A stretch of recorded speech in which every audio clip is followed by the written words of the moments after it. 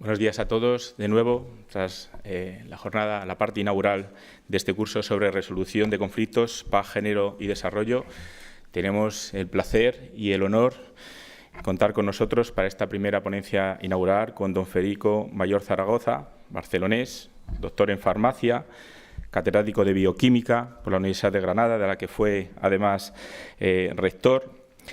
Catedrático de bioquímica también en la Universidad Autónoma de Madrid, cofundador del Centro de Bioquímica Molecular de Severo Ochoa, fue ministro de Educación, Ciencia del Gobierno de España entre el 81 y el 82, diputado además al Parlamento Europeo en el año 87, director general de la UNESCO entre el 87 y el 99 y presidente de la European Research Council Expert Group entre el 2002 y el 2005. Además, copresidente del Grupo de Alto Nivel para la Alianza de Civilizaciones, una iniciativa en la que además participó muy activamente también la Fundación, junto con uno de los premiados de la Fundación, Jorge Sampaio, que era el alto comisionado para esta iniciativa, presidente de la Initiative for Science en Europe, presidente del Consejo Directivo de la Agencia de Noticias IPS, presidente de la Comisión Internacional contra la Pena de Muerte, y nos vamos acercando más al objetivo de este curso y la razón por la que le tenemos aquí, a pesar de todos estos cargos, muchos de ellos que podríamos decir no tienen nada que ver con su carrera inicialmente profesional, pero vamos viendo cómo se ha ido acercando a este tema tan fundamental que tratamos en este curso. Presidente del Consejo de Participación del Espacio Natural de Sierra Nevada y en 1999 creó la Fundación Cultura de Paz, en calidad de la cual le hemos invitado hoy aquí, además de miembro de la Academia Europea e Iberoamericana de Juste. Es además copresidente del Instituto Universitario de Derechos Humanos, Democracia y Cultura de Paz y No Violencia, Demospaz. Cuando le invitamos a participar, yo siempre que invito en nombre de la Fundación, por supuesto, a don Federico, lo hago con la mano temblando, porque tiene una agenda siempre tan cargada que es difícil tenerlo todas las veces que nos gustaría contar con nosotros. Pero enseguida me respondió que sí, fue una gran alegría para nosotros, con lo cual, don Federico, muchísimas gracias una vez más por estar aquí con nosotros y la audiencia es toda suya. Muchas gracias.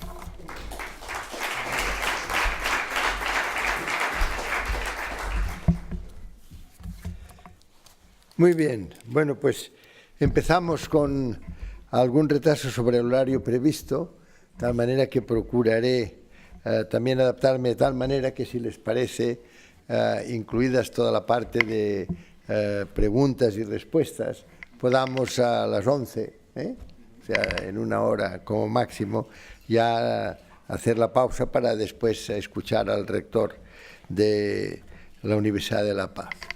Y quiero, aparte de decirles cuánto me han gustado las intervenciones que han tenido lugar en esta inauguración, ha sido muy interesante porque ha habido esta implicación universitario, comunidad autónoma de Extremadura, academia, que es tan importante. Y realmente tanto el alcalde de Cuacos de Yuste como a la Agencia Extremeña de Cooperación Internacional para el Desarrollo, les quiero dar mi felicitación y decirles que todos estamos dispuestos a colaborar en la formación y capacidad de respuesta de los pueblos, porque, como ustedes verán, yo lo que voy a decirles al final de todo es que por fin ahora ya podemos llevar a la práctica el inicio que es un inicio genial, entonces era prematuro, de la Carta de las Naciones Unidas. La Carta de las Naciones Unidas inicia diciendo nosotros los pueblos. No dice nosotros los estados, nosotros los gobiernos, nosotros los pueblos, es decir, nosotros, la gente.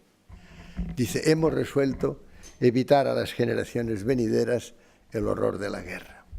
Fíjense, por tanto, que todo aquel diseño formidable del presidente Roosevelt, con una organización para la alimentación, que es lo más importante. Ahora lo veníamos hablando precisamente, hoy he tenido el lujo de venir hacia aquí con Enrique Barón, ¿no? Y veníamos hablando de esto de que estamos todos muy preocupados, diciendo estos 13 niños, o 12 más el mentor de esta cueva de Tailandia y todo. Y damos por sentado de que hoy morirán de hambre, como mínimo entre 2 y 5.000 niños y niñas de 1 a 5 años de edad. Y todo esto son cosas que tenemos que saber, tenemos que tomar una nueva conciencia, tenemos que ser capaces de reaccionar y decir, sí, cada niño es toda la humanidad y nos interesa mucho, pero lo que no podemos hacer es dar por sentado que hay cosas que ¿qué le vamos a hacer? Pues la gente se muere de hambre o bien se ahogan en el Mediterráneo, mientras nosotros estamos haciendo lucubraciones sobre si deben acogerse o no deben acogerse, si debemos o no incrementar la ayuda al desarrollo. Qué disparate, ¿verdad? Bueno, pues por eso era tan importante aquel diseño de Roosevelt en que decía una organización para la alimentación, era básico. Era lo primero que creó la FAO. Y después una organización para la educación, la ciencia y la cultura, la UNESCO. Y después una organización para la salud, otra para el trabajo, otra para fomento del desarrollo, el Programa de Naciones Unidas para el Desarrollo, otro para la infancia, era lógico, la infancia fundamental. Digo todo eso para que veamos que era un diseño realmente multilateral, extraordinariamente bien perfilado. Y además él ya estaba enfermo en aquel momento de leucemia, como ustedes saben, encargó a su mujer, nada menos, qué bien que apareciera una mujer, porque en aquel momento no había ni una mujer en el escenario, ni una mujer en las Naciones Unidas.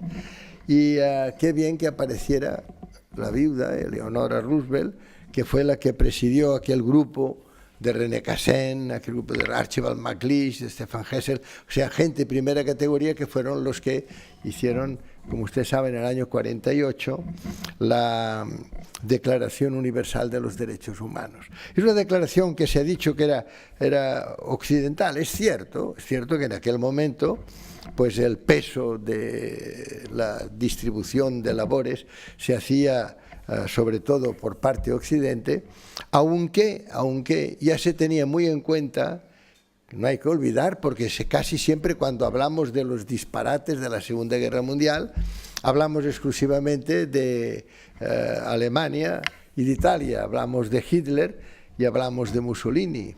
Y se nos olvida un emperador bajito que se llamaba Hirohito, que hay que ver lo que hizo con el Imperio del Sol Naciente y el Plan Tanaka terrible que lo llevó a la práctica. Hasta el mes de enero del año 1941 atacan a Pearl Harbor, o sea, cumplen perfectamente un programa horrible, que era el programa que llevó, como ustedes saben, a la Segunda Guerra Mundial.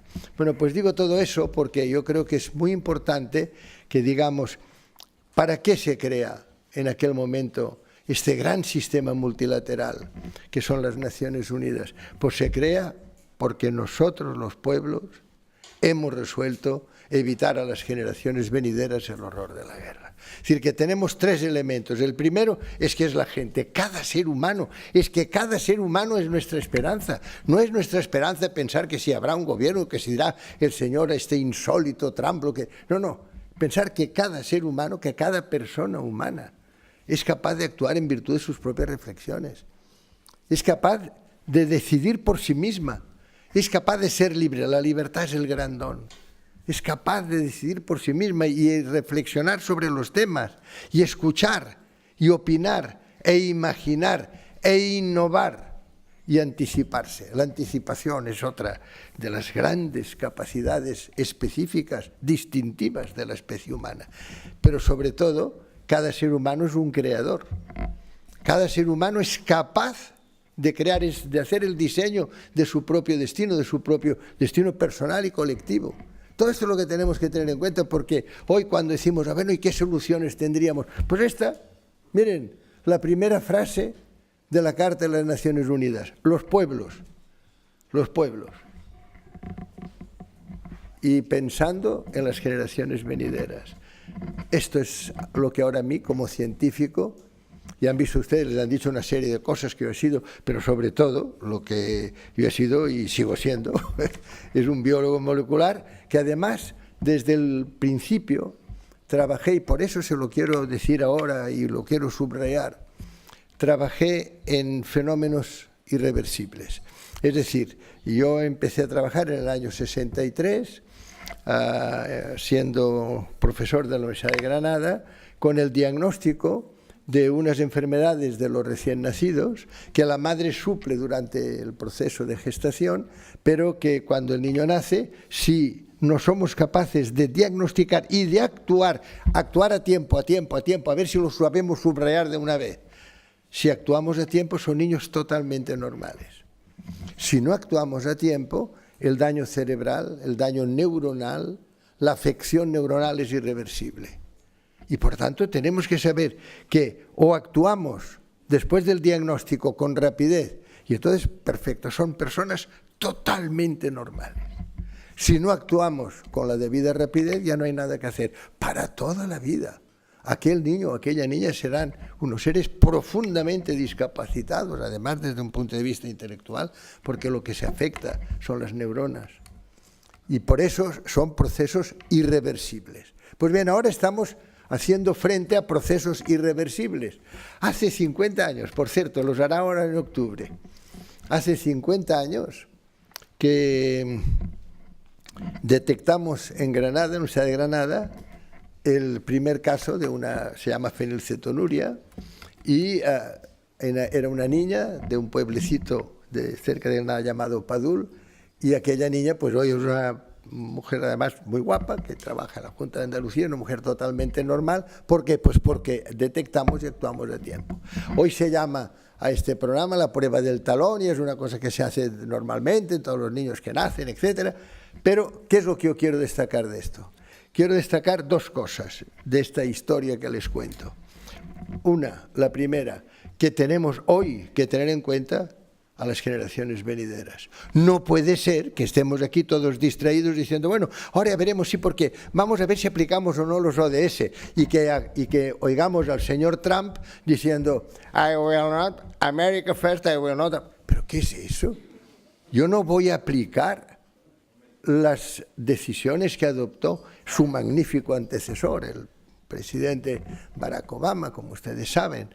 No solo hizo que China estuviera también presente en la firma, fue una labor magnífica la que realizó. Y hasta un papa, el Papa Francisco, fíjense ustedes qué cosa más rara, que un papa haga una encíclica ecológica. Claro, porque Laudato Si es una encíclica ecológica. Bueno, pues todo eso se unió para que en un momento determinado nos llenáramos de esperanza, porque dijimos, aquel año 2015 y después 2016, dijimos, qué bien, que ahora ya tenemos, primero, un plan para hacer frente al cambio climático, pensando en las generaciones venideras. Nosotros los pueblos pensamos en las generaciones venideras, en nuestros hijos, en nuestros nietos, en nuestros descendientes, decimos, no podemos bajo ningún concepto dejarles una tierra con una habitabilidad, como dice el poeta, desvencijada y fría, con una casa que no pueda cumplir con las misiones normales de calidad de vida de una habitabilidad normal.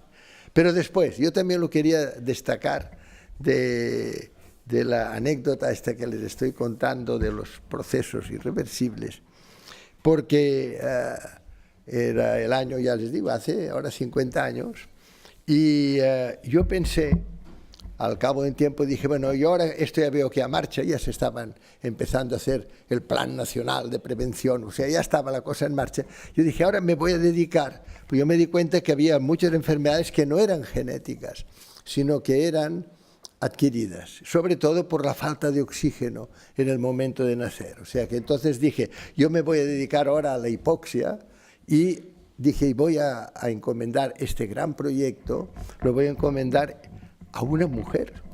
Hace 50 años, fíjense ustedes, lo digo porque es muy importante ahora, cuando hacemos la moviola y cuando yo oigo a algunos jóvenes hablar de hace 40 años o de lo que hicimos en la transición. Ojo, porque en aquel momento las mujeres no pintaban absolutamente nada, nada y nada. Yo tenía, claro, pocas alumnas en bioquímica, y una de ellas hizo la tesis conmigo, fue una persona a la que yo dije, es una mujer magnífica, le voy a encargar este proyecto. Bueno, lo que les quiero decir es que vinieron muchos colegas bien intencionados a decirme, profesor Mayor, ¿es verdad que encarga usted un proyecto tan importante a una mujer?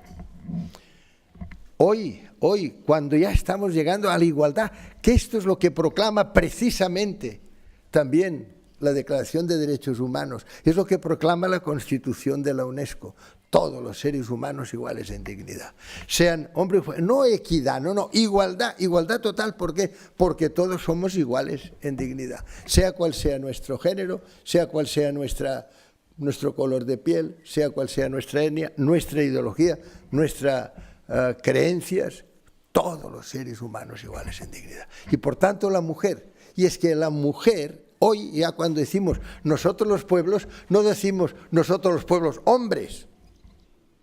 Cerremos los ojos. Hasta el año 1945, ¿a quién recuerdan ustedes teniendo el poder absoluto en todo el mundo? Siempre ha habido un poder absoluto masculino exclusivo, único.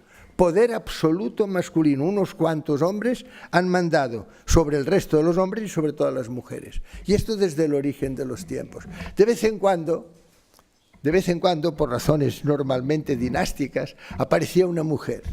Y esta mujer a veces lo hacía mejor que los hombres, es decir, peor para el resto porque mejoraba, pero me decía precisamente, y esto lo cuento yo con mucha frecuencia, me decía el presidente Mandela, qué personajes que han hecho lo inesperado, que es nuestra esperanza, porque no me digan ustedes que un personaje, después de 27 años en la cárcel, por el solo delito de la piel morena, pensar que sale de la cárcel y en lugar de decir esto que ahora se oye a veces y a mí me estremece, a por ellos, en lugar de esto, ustedes saben que en solo unos meses, logró la conciliación de blancos y negros en Sudáfrica, y Sudáfrica, que era un país que estaba en aquel momento absolutamente aislado en el seno de las Naciones Unidas, pasó a ser un país normal, y sobre todo se había demostrado que el racismo, que la xenofobia, que lo que nos diferenciaba, no, todos los seres humanos iguales en dignidad. Pues bien, cuando yo le comentaba todo esto al presidente Mandela, él me decía, es verdad que había alguna mujer que llegaba al poder y no se comportaba precisamente como nosotros esperábamos que lo hiciera una mujer. Él también se refería, para que les voy a ustedes a engañar, a la señora Thatcher. Y decía, claro, es que el señor Reagan, desde luego, era el clásico, característico líder del Partido Republicano de los Estados Unidos. Si ha habido un enemigo permanente del multilateralismo democrático, ha sido el Partido Republicano de los Estados Unidos. Desde el origen, o sea, no se crean ustedes que esto es solo desde la década de los 80, no. En el año 1919, al principio del 1919, ya había un presidente norteamericano que intentó decir, no puede ser que estemos siempre con las armas y si quieres la paz, prepara la guerra. Si vis pacem para bellum. Es que esto lo tenemos que también tener muy presente. Desde el origen de los tiempos, si quieres la paz, prepara la guerra. Nada de vamos a hablar, todo esto eran fantasías. Aquí el más fuerte es el que gana y por tanto el poder absoluto masculino lo que llevaba siempre era a más músculo y a más fuerza y a más armas. Si quieres la paz, prepara la guerra. Si vis pacem para bellum. Y sin embargo, de momento decimos, hombre, pero no ha habido, por tanto, intentos históricamente de decir, no, ahora tenemos que reunirnos, encontrarnos, hablarnos, escucharnos unos a otros, tenemos que procurar llegar, antes de que haya tantas víctimas, llegar a acuerdos de paz y acuerdos de conciliación. Pues sí que los ha habido. Sí que los ha habido y el más importante seguramente fue el que les estaba contando del año 1919. Había un presidente en Estados Unidos llamado Woodrow Wilson y se acababa una guerra que fue la Primera Guerra Mundial, la guerra del 14 al 18, que fue uno de los grandes disparates porque está mal morir de bala y morir de un cañonazo, pero es terrible pensar que la mayor parte de las víctimas de aquella guerra, y fueron millones, fueron en las trincheras, por hambre, por peste, por frío.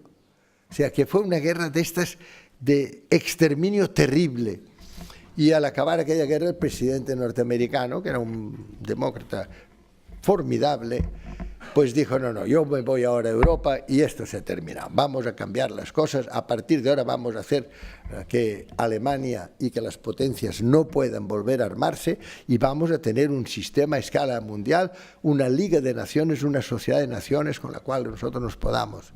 Y entonces, efectivamente, toma un barco en Nueva York y durante el camino, como entonces no había aviones, pues durante el camino él mismo escribió lo que se llamaba la Convención para la Paz Permanente, llega a Brest, en la frontera de Francia, y de allí se va en automóvil hacia París, y al llegar a París ustedes se imaginan la Plaza de la Concordia llena de gente, y el presidente norteamericano que saca lo que había escrito, se va a comer, y dice, a partir de ahora crearemos la Liga de Naciones o la Sociedad de Naciones, tendrá la sede en un país neutral, que es Ginebra, y allí a partir de ahora hablaremos, y a partir de ahora haremos que no se puedan volver a armar de esta manera extraordinaria los países, y desde luego, fíjense que esto es muy importante ahora de nuevo, y desde luego no toleraremos el supremacismo.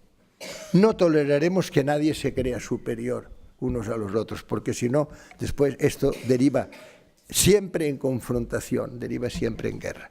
Y bueno, pues estaba él allí muy contento, desde uno se lo puede imaginar, lo que hoy es el Crillon, desde allí, desde aquella balconada, él allí mostrando en la Plaza de la Concordia. Aquella misma noche, sus acompañantes le preguntan, señor presidente, ¿se encuentra usted bien? Y él dice, sí, me encuentro la mar de bien. No, porque como dice usted todas estas cosas tan raras. ¿Qué cosas raras digo? Pues habla usted de que va a crear una sociedad de naciones y que van a hablar de paz y que Alemania... No, aquí a usted le hemos votado para que Norteamérica sea el país que tiene más fuerza y más hegemonía militar del mundo. Y esto es lo que usted tiene que saber y esto es lo que le tenemos que recordar. Claro, la compañía era más bien de personas... y eso que hay militares fenomenales, como después estuvo Eisenhower, etc. Pero en aquel momento ellos pensaban eso, que lo que era importante era que Norteamérica siguiera siendo el país más fuerte del mundo. Llega el señor Wilson a los Estados Unidos y ustedes saben, y estos son incongruencias que se tendrían que explicar. Aquí hay varios maestros. Yo creo que es de las cosas que hay que explicar a la gente. Hay que decirles, miren ustedes, qué barbaridad. Y por eso seguimos estando con las armas y seguimos estando con más bombarderos y más. Cuando llega el señor Wilson, primero se le aparta del poder. Y a continuación, fíjense ustedes, qué incongruencia, los Estados Unidos, cuyo presidente crea la Sociedad de Naciones, nunca llegaron a formar parte de la Sociedad de Naciones creada por los Estados Unidos. Y claro, se crea un multilateralismo frágil, un multilateralismo que no tiene la fuerza suficiente para poder llevar las cosas hacia adelante, para poder decir no, brotes xenófobos, brotos de supremacismo, ni uno vamos a tolerar. Y se toleraron. Fíjense ustedes si se toleraron, que al cabo de unos años, un señor llamado Adolf Hitler, en el año 33 ya escribía un libro que se llama Mein Kampf, ya lo había escrito antes, por cierto, que dice, la raza aria es incompatible con la raza judía. Y no pasa nada, y aquel señor pues se sigue tan campechano como ahora sigue el señor Orbán en Hungría, o la señora Le Pen Es que no puede ser, es que hay cosas que tenemos ya que aprender la lección de la historia, que para eso está.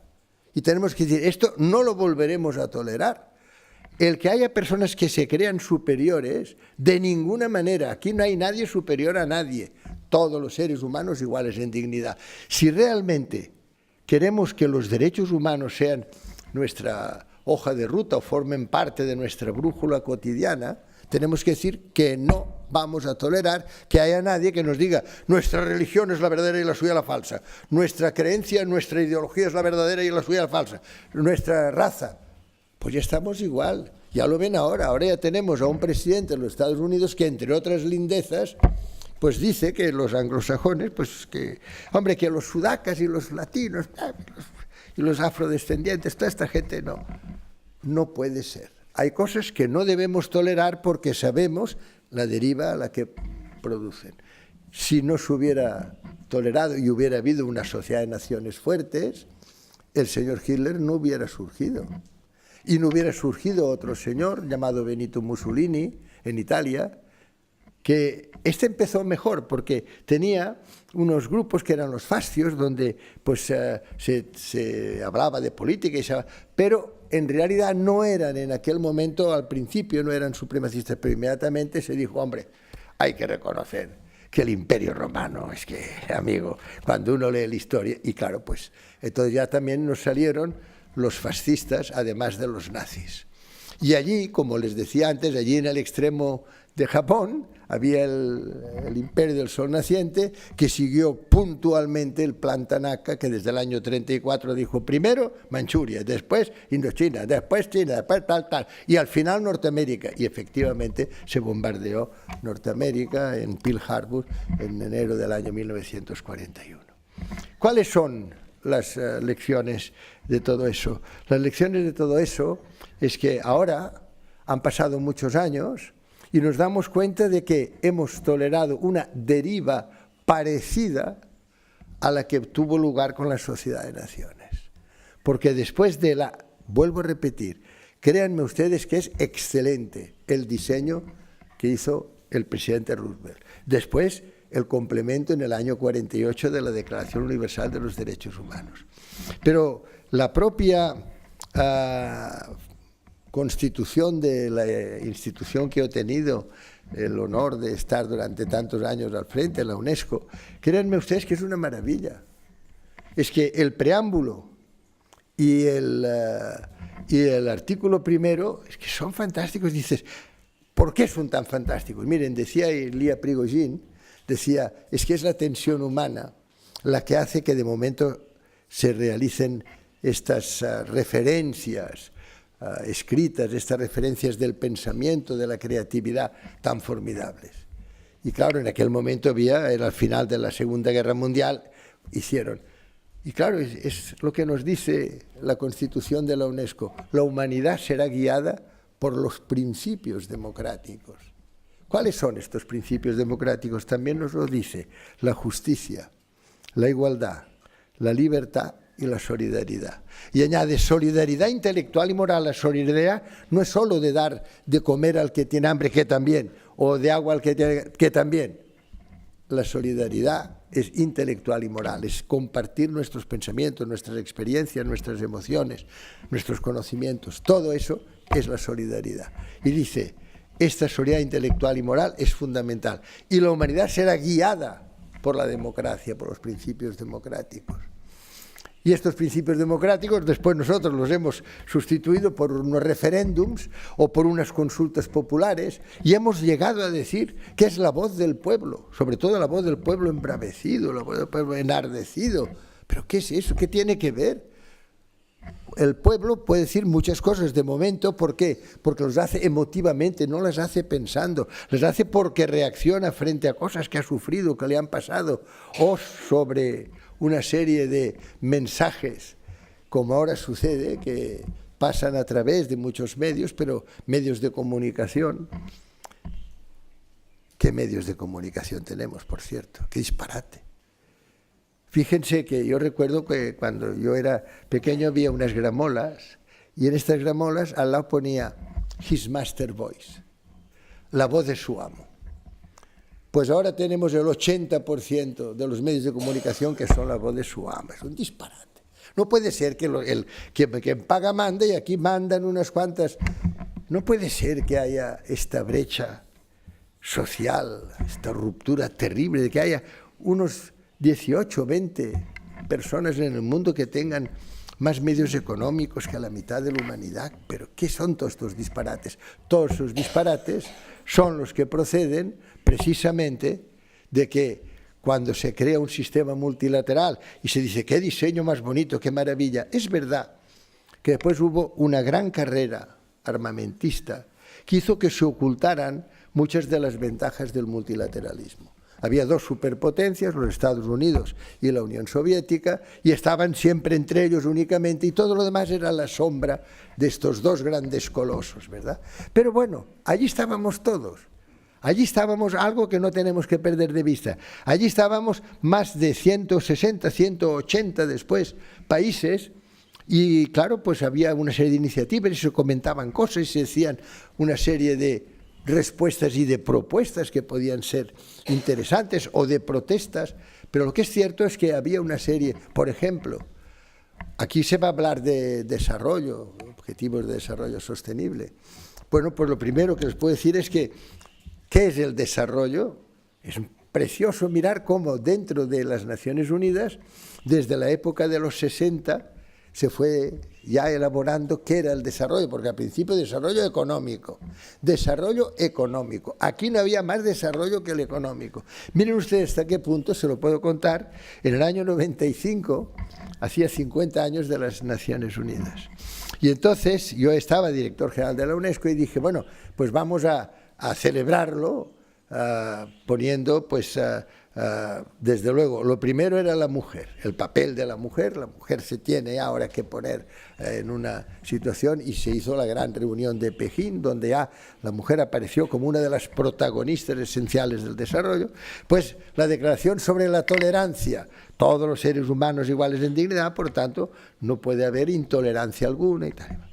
Pero después también pensé, y así lo propuse y así se aceptó, dije, fíjense ustedes, llevamos 50 años de Naciones Unidas y tenemos una comisión que se llama ECOSOC, económico y social. Este fue el gran error. Si hubiera sido SOC ECO, quizá hubiera habido algo más de social. Pero como empezaba por ECO, nunca se había celebrado una sola reunión en 50 años de desarrollo social. Se habían celebrado 32 cumbres de desarrollo económico. Lo digo porque, claro, es que era económico, y hoy también, hoy todo es económico, casi todo, y por eso nosotros tenemos que reaccionar diciendo, no, los objetivos de desarrollo sostenible, estos son los que tenemos que seguir, y tenemos que poner a lo económico en su lugar.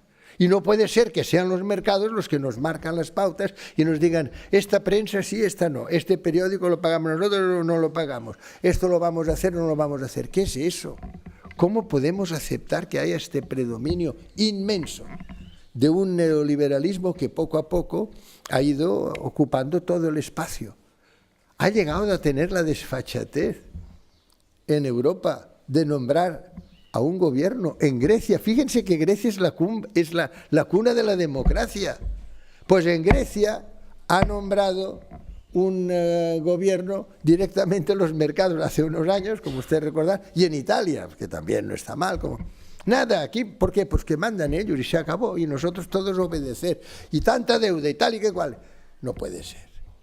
Quien tiene que llevar las riendas no son unos cuantos países ricos, es nosotros los pueblos. ¿Qué es lo que ha sucedido? ¿Por qué se da esta situación? Esta situación se da porque en la década de los 80 se acaba el proceso armamentista, esta carrera armamentista. Ya se había discutido que el desarrollo tenía que ser no solo económico, sino social y cultural. Se llamaba desarrollo integral, ¿ven? Porque está de económico, social y cultural. Y después que tenía que ser endógeno.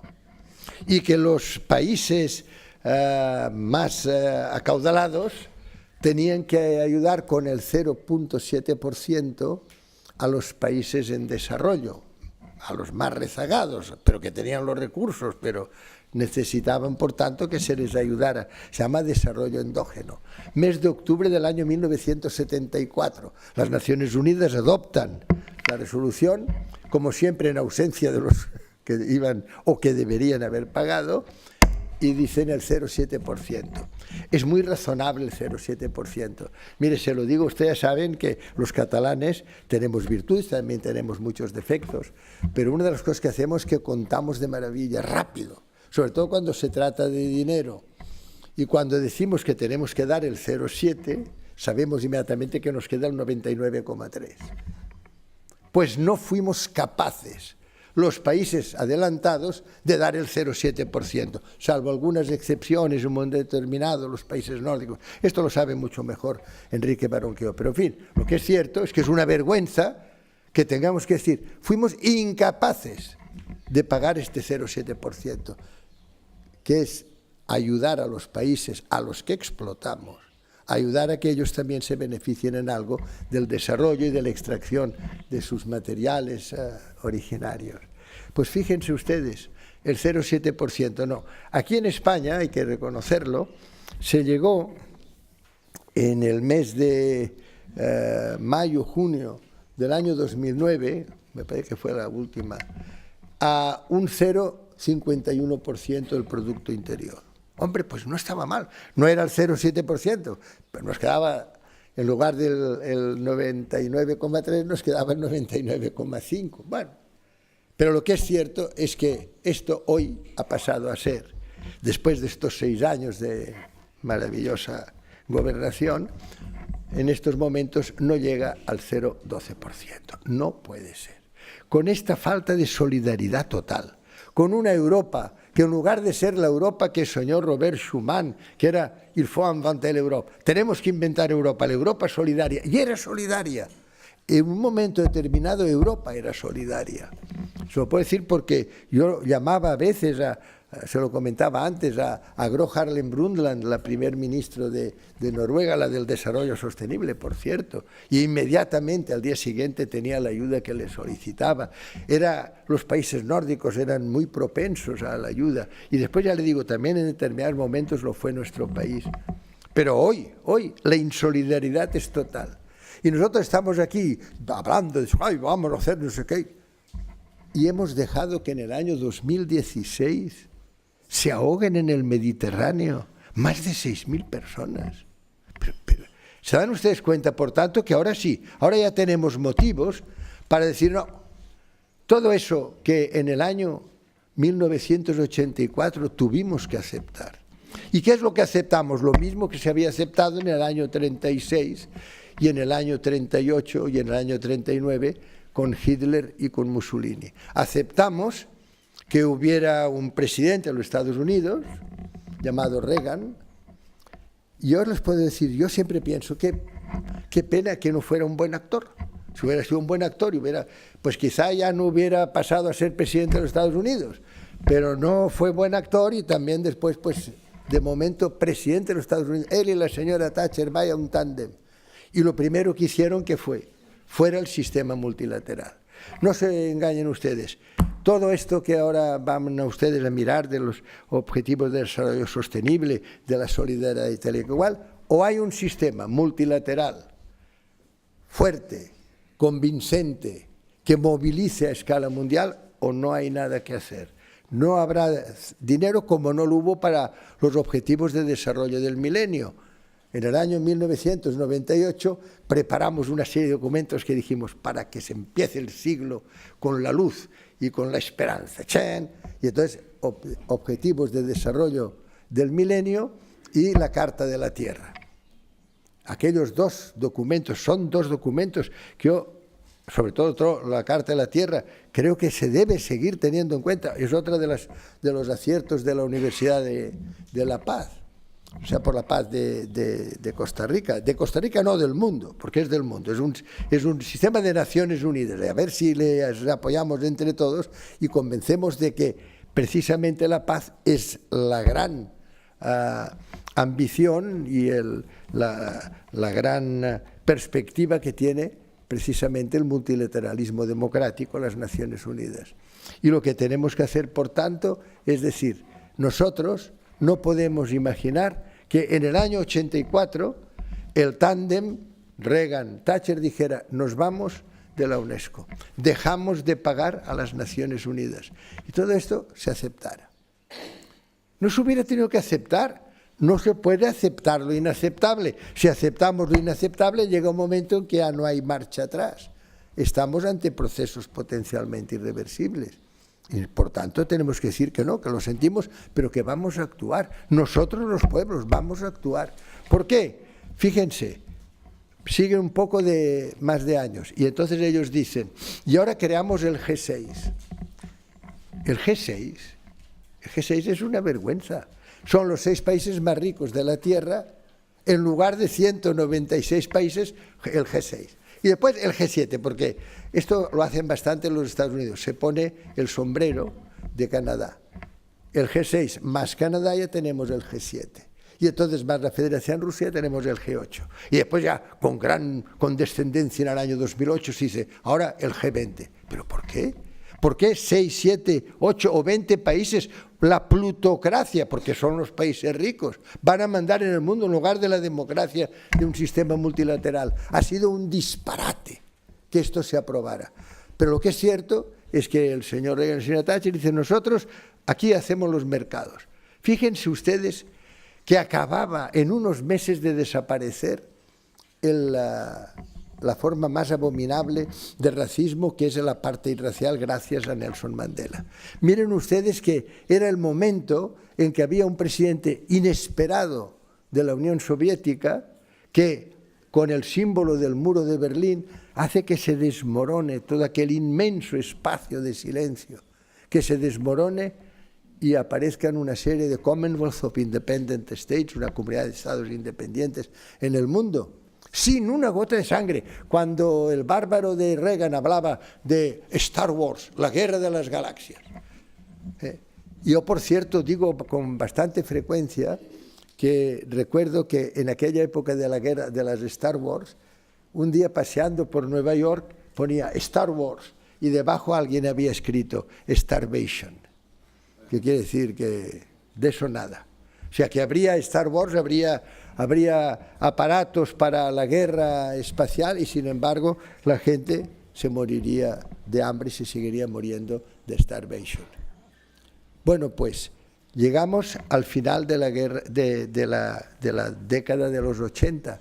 Ya tenemos, por tanto, a una Unión Soviética que ha desaparecido sin una gota de sangre. Ya tenemos a un sistema que era el sistema más abominable de racismo y de xenofobia, que ha desaparecido también, pero tenemos a este tándem que nos dice, ahora globalización neoliberal, ahora el G6, el G7, el G8, y esto no hubiera tenido que aceptarse y se aceptó, y después ya ha llevado a esta deriva, ya lo ven ustedes. La Unión Europea es una unión monetaria. En un momento determinado, al principio, y aquí tenemos a Enrique Barón, era una Europa que tenía también consistencia y establecía puentes políticos y tenía una capacidad de trama muy importante. En estos momentos, la Unión Europea es una unión estrictamente monetaria. Nos une el euro. Por eso, los del Brexit, cuando dicen el Brexit, nos vamos los ingleses.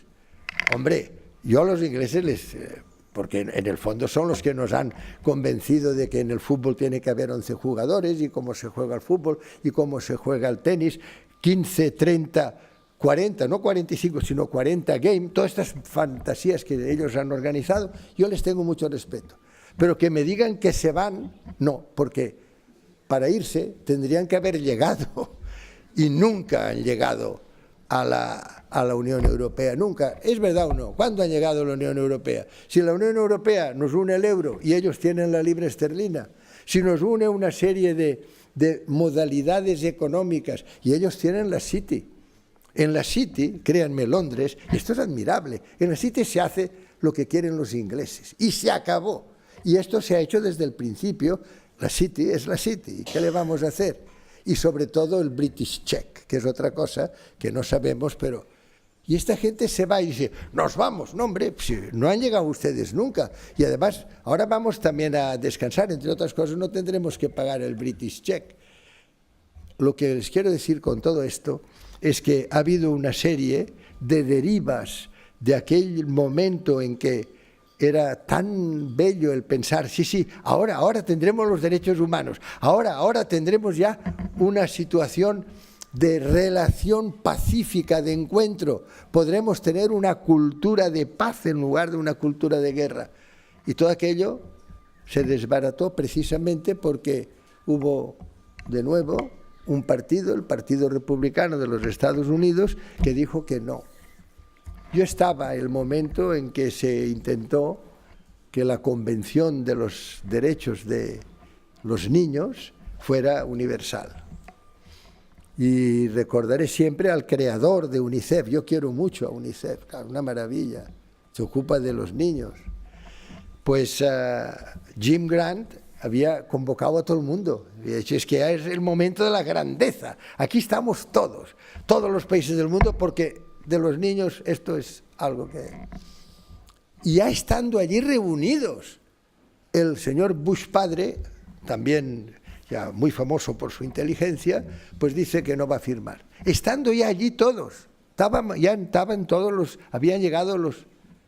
Y entonces, claro, viene Jim Grant, blanco como esto, diciendo, ¿y ahora qué hacemos? Y todo lo que se dijo es que como era el país anfitrión, que firmaran en último lugar. Que no firmaran, pero que fueran en último lugar, porque de esta manera, si no, fíjense ustedes, si hubieran durante el proceso normal de sorteo, dicen, y ahora Estados Unidos dice, no, no vamos a firmar, hubiera sido terrible, ¿verdad? Bueno, pues cuando iba a no firmar en último lugar, empezamos a cantar We are the world, we are the children, we are the world. Y entonces nadie escuchó las tonterías que dijo el señor Bush padre para no firmar. Pero al día siguiente se enteraron que no había firmado. Los Estados Unidos de Norteamérica no han firmado desde el año 89, el único país del mundo que no ha suscrito la Declaración Universal de los Derechos del Niño. No puede ser. Y después crearon la OMC, y nosotros todos, sí, nosotros la OMC. Pero si la OMC, la Organización Mundial del Comercio, está creada por Estados Unidos fuera del sistema de las Naciones Unidas, precisamente para mandar ellos directamente. Lo que yo les quiero hacer ver, y termino, es que no puede ser que se siga aceptando lo inaceptable. No puede ser que nosotros en estos momentos estemos haciendo dejación de algo tan importante como es que se cumplan los objetivos de desarrollo sostenible. Ha habido una reunión a escala mundial, ha habido reuniones muy importantes y estas son las que nos tienen que servir de guía. Miren, acaba de aparecer un anuario de CEIPAZ. Este es un anuario que aquí está la autora, es Manuela Mesa, es una maravilla. Ella es una maravilla y el anuario también. Y, por ejemplo, su contribución a este anuario es los Objetivos de Desarrollo Sostenible 16 sobre la paz, seguridad y gobernanza, desafíos conceptuales, seguimiento y evaluación. Después hay otro de José Antonio Sanouja, que también está aquí, que es una maravilla, estrategias de seguridad y desarrollo. Porque claro, es que hay que cambiar las estrategias de seguridad. Necesitamos un nuevo concepto de seguridad. ¿Por qué tenemos...? Y nosotros hemos ido corriendo a la señora Cospedal, que sí que nosotros vamos a aumentar. ¿No? ¿Qué vamos a aumentar? ¿Qué? ¿Más dinero para la defensa? La defensa de los territorios, la defensa de las fronteras, más bombarderos queremos todavía, más aparatos de estos y cohetes y escudos de no sé qué, y la gente que vive en estos territorios. Porque decimos, no, en estos momentos no hay guerra. Que no hay guerras, pero si se nos mueren de hambre, si nos mueren de falta de tener los accesos a los servicios sanitarios más habituales, no puede ser. Tenemos que restablecer rápidamente un gran sistema multilateral. Y este sistema multilateral hoy lo tenemos que establecer nosotros los pueblos. No esperemos que nos lo establezca nadie. Hace unos años no podíamos. Y además los pueblos éramos solo los hombres. Y los hombres, me decía el presidente Nelson Mandela, me decía, mire, the cornerstone, la piedra angular, será la mujer de la nueva era. Dice, ¿por qué? Dice, porque los hombres, las mujeres, dijo, solo excepcionalmente utilizan la fuerza. Y el hombre solo excepcionalmente no la utiliza. O sea que ahora está muy claro, ahora sí, ahora ya podemos decir, en el año 45 era prematuro, ahora en el año 48, en el año 2018, ahora ya podemos decir que nosotros los pueblos, porque ya nos podemos expresar, ahora ya podemos utilizar los WhatsApp, no solo para decir que te quiero mucho y que te espero a tomar café y todas estas cosas, sino que podemos decir, tal día, tal hora, todos, millones de personas, podemos decir, señor Trump, si usted no cumple los objetivos de desarrollo sostenible, si usted no cumple, que nos ha costado años y años de trabajo, los objetivos del cambio climático. Desde el año 1947 hemos estado trabajando en la UNESCO en el cambio climático y tenemos los datos oceanográficos, los datos hidrológicos, los datos, todo lo que ustedes quieran, el hombre y la biosfera, la Unión Internacional para la Conservación de la Naturaleza. Esto es lo que ahora tiene que imponerse. Ahora lo que tenemos que hacer es que la Universidad para la Paz sea la Universidad para la Paz en el mundo entero, como de un sistema multilateral que es el que tiene que abarcar a todo el mundo. Y este sistema multilateral, desde hace muchos años, nos dice, nosotros los pueblos. Por tanto, tenemos que ser todos nosotros los que ahora digamos un día, porque ahora ya podemos decirlo, ahora ya somos hombre y mujer, ahora ya podemos utilizar una información adicional de primera categoría, podemos decir, señor Trump, si usted no cumple los objetivos de desarrollo sostenible, si usted no cumple los objetivos de cambio climático, no afecta solo a los niños y a los jóvenes norteamericanos, sino a los de todo el mundo. Y por tanto, todo el mundo le dice a usted que no. Si usted no cumple, dejaremos de comprar productos norteamericanos. Ha llegado el momento de la fuerza de nosotros los pueblos. Ha llegado el momento en que nosotros los pueblos reconduzcamos la situación hacia un multilateralismo democrático. Muchas gracias.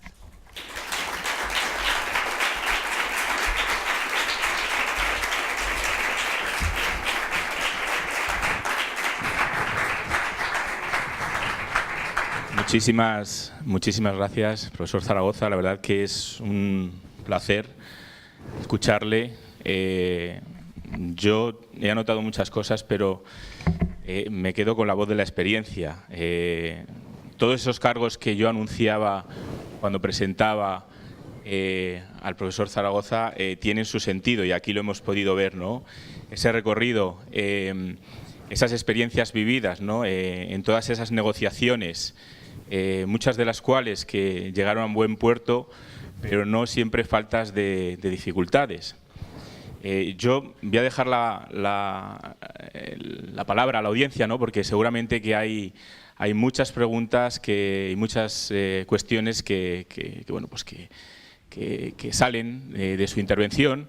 Y para romper un poquito el hielo, porque al ser la primera intervención siempre hay que romper el hielo, yo le haría una pregunta, ¿no? Vista todo ese recorrido, esas barreras de países como Estados Unidos, de países como Reino Unido, que siempre parece que han sido iniciadores de grandes iniciativas y nunca han sido posible. Tenemos ahora mismo un reto enorme, ¿no? Con la Agenda 2030, con los Objetivos del Desarrollo Sostenible. Y tenemos a un actor principal, como es la Unión Europea, ¿no? Y ahí lo llevo un poco más al terreno, porque es el terreno que conozco un poco más. Una Unión Europea que ahora mismo, como ya ha manifestado en sus últimas palabras, se está apostando más por seguridad y defensa, cambiando de esa primera idea del poder blando, de la diplomacia, de la paz, del diálogo, hacia la protección y la seguridad. ¿Cómo podemos compaginar estos dos objetivos tan importantes, no dejando de lado la importancia de la seguridad, pero sí intentando mantener esas raíces de la Unión Europea de ser un modelo de paz? Mire, yo creo que lo primero es saber en estos momentos, como antes yo indicaba, en qué momento histórico estamos. Por primera vez en la historia de la humanidad estamos ante una situación que sabemos que hay ya una serie de procesos irreversibles potencialmente en los cuales ya hemos perdido hasta este momento la batalla. Ya un proceso irreversible no se puede contrarrestar. Por ejemplo, el Ártico. El Ártico, como ustedes saben, hace 10 años nos dijeron, ojo que se está fundiendo y tal y cual. El Ártico es hielo sobre agua, mientras que la Antártida es hielo sobre tierra, como ustedes saben. Bueno, pues teníamos 1.200.000 kilómetros cuadrados de hielo. Y por tanto teníamos el efecto albedo, el efecto de la reflexión de los rayos solares, y no pasaba nada y teníamos un equilibrio con la zona del Niño. Muy bien. ¿Qué es lo que hacemos? Dejamos que de momento, por intereses que no son confesables, porque todo el mundo sabe que cuando se advirtió hace más años, en el año 1979, la Academia de Ciencias de los Estados Unidos dijo, ojo, que estáis consumiendo demasiado carburante, hay demasiado anhídrido carbónico, pero también estáis haciendo que el mar es nuestro pulmón, no es la selva tiene mucha clorofila también, pero lo que es el mar es el fitoplancton del mar, 70% de la piel de la tierra es agua. Bueno, pues y nos dicen, ojo que esto está pasando, y nosotros, en lugar de reaccionar, aceptamos que haya firmas, y entre ellas una llamada ExxonMobil, para que ustedes lo sepan, que dicen, nosotros aquí todo esto están diciendo mentiras, todo esto no es verdad, todo esto son exageraciones. Claro, esto es lo primero que tenemos que hacer, informaciones verificadas. No puede ser que hayamos aquí, incluso en nuestro país, yo he escuchado al que era en aquel momento el jefe del gobierno diciendo que lo iba a preguntar a un primo suyo, no sé qué cosas. No puede ser.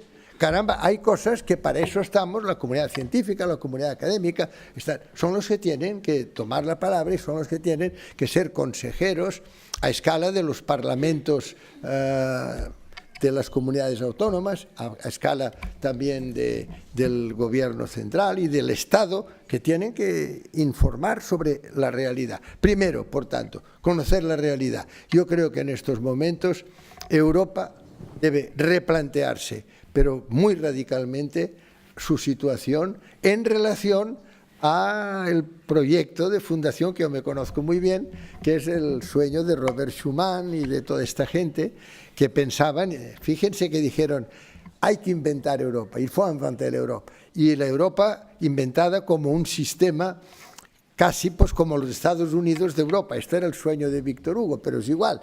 Yo lo que digo es que al menos que sepamos que estamos unidos por una serie de lazos que son de solidaridad, de respeto, de conocimiento de lo que está pasando realmente. No puede ser que se nos esté ahogando la gente y nosotros estemos aquí hablando de, es que ahora vamos a ver si con una serie de préstamos, porque habría unos fondos, ¿pero qué es eso? Pero si es que hoy están pasando cosas que nunca deberían haber pasado. Tenemos que repensar la seguridad, como antes indicaba. En estos momentos nuestra seguridad en defensa es puramente de defensa, que está muy bien, yo no estoy en contra, pero lo que no puede ser es que protejamos mucho los territorios y la gente que vive en estos territorios. Pues esta gente no tiene agua, no tiene que comer, no tiene nada, o la explotamos, como estamos haciendo ahora en Europa. Esto es otra de las cosas que yo creo que en Europa debería haber.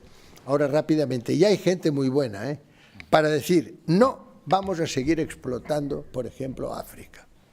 Es una vergüenza lo que está pasando con el coltán. Los telefonillos y toda esta cosa, como ustedes saben, necesita un superconductor que se llama coltán, que significa columbita tantalita, coltán. Bueno, pues nosotros, en lugar de ir allí a la zona de los kibu y decirles, hombre, pues mira, ahora vamos a hacer desarrollo endógeno, vamos a aplicar los ODS, vamos a aplicarlos aquí. En lugar de esto, llegamos allí, les desplazamos y estamos sacando una cantidad de coltán de este enorme.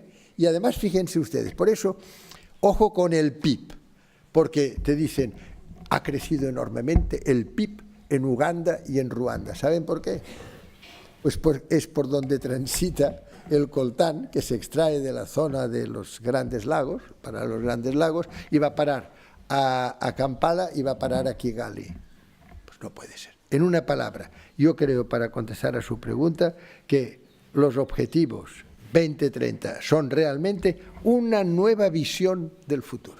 Y esto es lo que tenemos que decir. Esto ahora vamos a aceptar eso. Y para eso no aceptamos que haya un líder de un país del mundo en estos momentos, el señor Trump, que diga, I will not follow, no, lo sentimos mucho. Si usted no va a seguir, nosotros no vamos a comprar productos norteamericanos. Y hay que ser muy fuerte en esto y pensar que lo que no podemos hacer es aceptar la indecencia. Miren, a mí me disgustó mucho, como español que ha estado hablando siempre de la paz y de que hay que sustituir la cultura de la fuerza por la cultura y de la violencia por la cultura de la palabra y tal y cual, me disgustó mucho que aquí se dijera, en cuanto el señor Trump dijo que hay que aumentar los fondos de defensa, fuéramos corriendo y dijéramos, nosotros también. Bueno, me pareció mal, pero me pareció mucho peor que al cabo de unas semanas se reunió en Roma el G7. Ya les he dicho yo las excelencias de los G, de los grupos plutocráticos. ¿Saben lo que hicieron?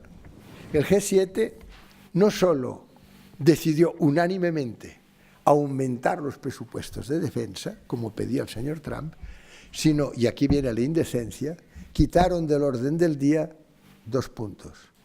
El que se refería a los objetivos de desarrollo sostenible y el que se refería a los acuerdos de París sobre cambio climático. Esto lo quitaron. No puede ser que porque los señores que consideran que tienen que seguir teniendo este poder hegemónico de los Estados Unidos, la Universidad por la Paz sea una universidad que tiene que estar abriéndose siempre con un esfuerzo extraordinario, cuando tendría que ser lo que presentamos a todos los demás países, diciendo, miren, aquí está el camino. El camino ya lo han puesto de manifiesto, ya sabemos lo que tenemos que hacer. Y vuelvo a repetir, eso no quiere decir que no tengamos que tener nuestros mecanismos de defensa, pero tenemos que tener, sobre todo, unos mecanismos de defensa de los ciudadanos. Tenemos que tener asistencia sanitaria, tenemos que tener buena educación para los ciudadanos, buena educación, empezando por nuestro propio país. Estamos todo el día mirando a ver qué dicen los informes PISA. Los informes PISA serán unos informes que tienen cosas buenas, porque en cuestión de capacitación no son malos, pero de educación no tiene nada que ver. La educación no tiene nada que ver con la capacitación. Los informes PISA nos dicen, los niños tienen que saber más inglés o más matemáticas. Un niño puede saber mucho inglés y ser un perfecto maleducado. Un niño o una persona mayor. No tiene nada que ver. La capacitación no tiene nada que ver con la educación. La educación, lo dice la Constitución de la UNESCO, que es la que sabe de estas cosas, dice, la educación es formar a gente libre y responsable. Esto es lo que tenemos que hacer. Y tenemos que saber que en esto consiste la educación, y la capacitación es otra cosa. Y también tenemos, y permíteme que haya sido un poco largo, pero otra cosa que me preocupa a mí mucho es la confusión que tenemos entre informativos y noticieros. Porque claro, aquí uno pone los llamados informativos y no tenemos más que las noticias, y la noticia por su propia naturaleza es la información insólita, lo no habitual, lo extraordinario. ¿Es verdad o no? Esto es la noticia, por eso es noticia. Pues no tenemos más que noticias. Si han acuchillado aquí o allá, sacamos todos los fenómenos más terribles que pasan en la India, en la Patagonia y tal y que igual. Y nos quedamos solo con las noticias y las informaciones. Pues miren, yo aprendí muchísimo de un señor que se llamaba Bernard Long, fue Premio Nobel de la Paz en el año 1985, y en el momento en que recibía el Premio Nobel habló de esto, y dijo, ojo con confundir información con noticia. Dice, cuando tenemos una noticia o una información, la tenemos que verificar y después tenemos que ver la proporcionalidad, el impacto que tiene en el conjunto. Dice, es como si de un cuadro los focos de los medios de comunicación solo iluminan una zona y el resto queda en la oscuridad. Y entonces él dijo, claro, esto es terrible, porque de momento aquí lo vemos, degradación moral en los colegios de España. Hombre, y entonces, ¿por qué ha pasado? ¿Qué ha pasado? ¿Qué degradación moral? Porque un profesor o unos niños, bueno, lo que sea. ¿Qué impacto tiene esto? ¿Cuántos niños hay, cuántos alumnos hay en España? Más de 9,5 millones de alumnos. ¿Cuántos profesores hay? Más de 800.000. Tenemos que mirar el impacto, la proporcionalidad. Tenemos que saber si vale la pena que aquella información nos lleve a movilizarnos o no, porque no tiene suficiente valor para la movilización. Y terminó diciendo Bernard Long, dice, en la medida en que seamos capaces de ver los invisibles, es decir, de ver lo que no nos dan los noticieros, seremos capaces de hacer los imposibles. Pues bien, hoy tenemos varios imposibles que podríamos hacer si dejamos de seguir los noticieros y si dejamos solo de mirar así, tiqui, tiqui, tiqui, tiqui, en una serie de informaciones que están por verificar. Yo les puedo a ustedes asegurar, al menos en el dominio que yo conozco, que es con frecuencia, que hay otras que están bien, muchas informaciones de estas que buscamos, traca, traca, traca, y nos creemos que ya tenemos que no son verdad, o que no son del todo verdad, o que no forman parte de una información totalmente correcta. En una palabra, tenemos que estar informados y verificar la información, y tener también esta capacidad de saber qué proporcionalidad tiene la noticia en relación a la información para que nuestras actuaciones sean resolutivas. Muchísimas gracias. Ha respondido a mi pregunta y a muchas otras que seguramente estaban en el aire, pero todavía tenemos tiempo para alguna pregunta más. Yo os invito a no perder esta oportunidad de poder preguntar al profesor Mayor Zaragoza sobre su ponencia. Tenemos una allí al fondo. Te dejo el micro, si no os importa, lo vais pasando hacia atrás. Te presentas, por favor. Te levantas para que te podamos ver bien. Mi nombre es Junior Loba, soy de la Universidad de Salamanca y soy de Haití. Gracias por la exponencia. Pero si analizamos de las relaciones multilaterales que tenemos hoy en el mundo, de la situación que vive de diferentes los bloques, sin embargo, la región de África, con el propósito de desarrollo que tenemos por 2030, ¿usted no piensa que las Naciones Unidas y las organizaciones internacionales que tenemos, que dice que trata de disminuir lo que es la desigualdad que tenemos en el mundo para que lleguemos a un paz verdadera por el desarrollo de una... ¿Usted no piensa que la ONU y las organizaciones internacionales que dice que se va a llegar a un paz, sin embargo, las potencias del mundo siguen siendo explotando los seres humanos o explotando las riquezas que los países pobres tienen en estos momentos? ¿Usted no piensa que la ONU con sus objetivos no ha fracasado por llegar hasta un paz que desde su creación, luchando para hacer que el mundo sea igual, tanto en el desarrollo humano, tanto en las riquezas, tanto en todo? ¿Y usted no piensa que la ONU ha fracasado en sus objetivos? Muchas gracias. Yo pienso que la ONU, como su nombre indica, es Naciones Unidas. Y lo que pasa es que desde el primer momento, y creo que lo he explicado bastante claro, son naciones desunidas y son sobre todo naciones que han actuado siempre bajo la hegemonía de un solo país y sobre todo de un solo partido de este país, porque hay que reconocer que ha habido muchos presidentes demócratas, entre ellos el que las creó a las Naciones Unidas, que no han pensado de esta manera. Pero hoy el problema está en darnos cuenta de quiénes son los que se oponen a este gran proyecto. Y hoy fíjese que usted habla de África. Yo cuando tuve el honor de ser director general de la UNESCO, no me cansé de repetir, ¿usted sabe dónde decía que yo había encontrado la sabiduría? En los maestros de África. Nosotros con tantas cosas y tantos... A veces los proyectos educativos africanos eran los que tenían sabiduría. Yo decía, qué bien si fuéramos capaces de intercambiar. Nosotros dábamos el savoir-faire, dábamos los saberes y recibíamos a cambio la sabiduría africana. Pero todo eso es a escala de instituciones a veces del sistema que funcionan. Pero en conjunto tiene usted razón. En conjunto no ha habido manera de que las Naciones Unidas cumplan con su función, entre otras cosas porque desde el primer momento hubo una serie de representantes muy importantes del país hegemónico que dijeron que no y que además impusieron 5 vetos. Como usted sabe, hay 5 países que eran los vencedores de la guerra que tenían veto.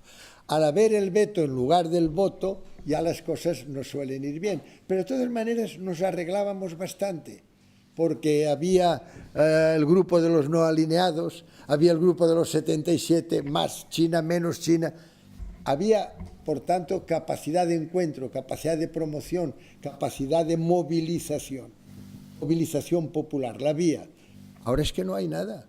Es que, claro, como han sido capaces también de que Europa decaiga, de que sea Europa la que a veces no está. Miren, yo una de las cosas que tenía y que se lo dejaré o se lo enviaré después como relación era precisamente una de las decisiones adoptadas recientemente y que para mí es muy importante, pero sobre todo es importante para el rector Francisco Rojas. Es una resolución del día 16 de diciembre de 2016, en donde hay una gran mayoría de países de las Naciones Unidas que proponen que a partir de ahora los conflictos, las confrontaciones deben resolverse por el encuentro, por la paz, por la negociación, por la diplomacia. Es decir, tienen que resolverse por las Naciones Unidas, ¿no?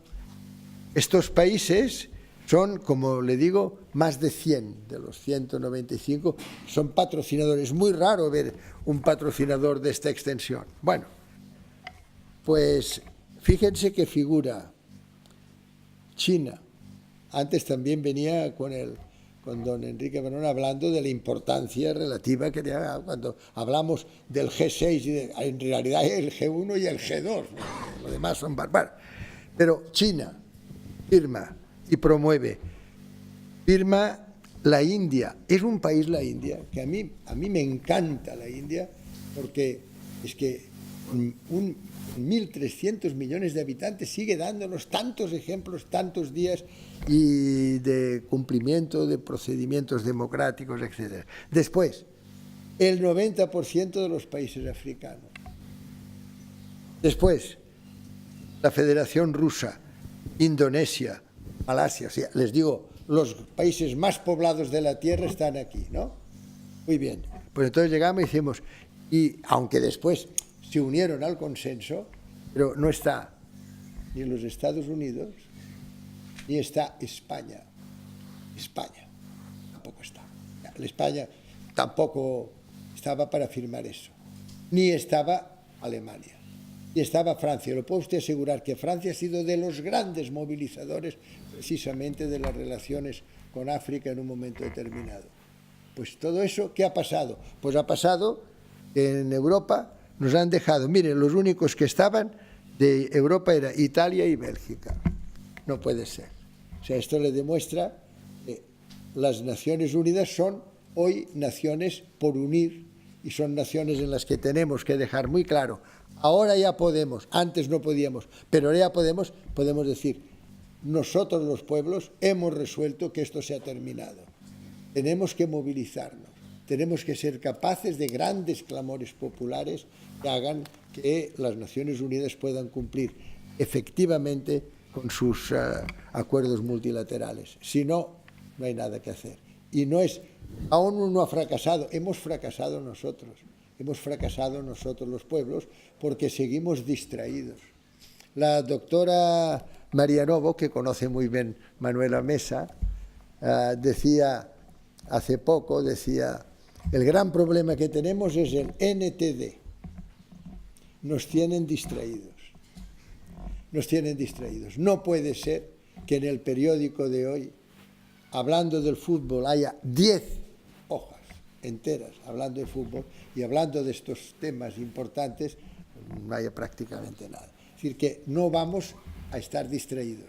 A partir de ahora vamos a ser capaces, con cursos como este, vamos a ser capaces, nosotros los pueblos, de dar la respuesta adecuada. Muchas gracias, profesor.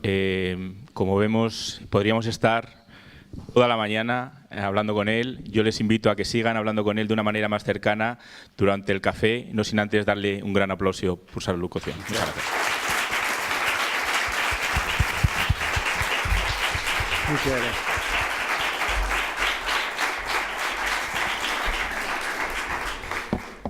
Bueno, pues vamos a pasar al café. Paramos